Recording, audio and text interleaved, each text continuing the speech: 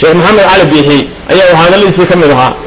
kelmadaydu waxay ku wajahan tahay si gaara jaaliyada reer Sanaag qurbaha jirta gaar ahaan reer Cergaabo waxa aad iyo aad u yaab badan oo su'aashu ay tahay maxaa ka haysta tan iyo hadda in ay wax ku ool ah magaalo madaxdii gobolka oo Cergaabo ah in ay wax ka qabtaan amba ay wax ku darsadaan sida ay meelaha kale ba uga rajeynayaan in xasanaad ay ka helaan amba ay ajar ka helaan.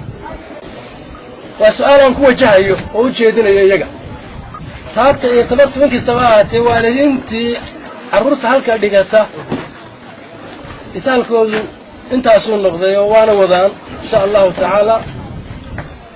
waxaa loo baahan yahay haddaba in la iskaashado. xubin ka tirsan qurbajoogta reer Sanaag oo isaguna munaasabadan hadalkoodan ka yidhi ayaa hadaladiisa ka mid ahaa. inagu waxaynu naqaanay ituso itaabsi waxaan u malaynayaa wada jeeda ardaydii oo ma garanaysaa ay baadkii fadhida. waxaana ugu dambeyntii ururka haweenka ee magaciisu yahay Sanaag Civil Society Development maamulka dugsigan halkaasi ku guddoonsiiyeen deeq lacageed oo dhan $1,000. deeqdaas oo maamulka dugsigan uga mahad celiyay ururkaasi. waxaan soo guddoonay ururka haweenka Sanaag lacagta $1,000 oo ugu deeqeen madrasada dhismaheeda. Cabdullaahi Xuseen Darwish, shabakada caalamiga ah oo weyn news magaalada Cergaabo.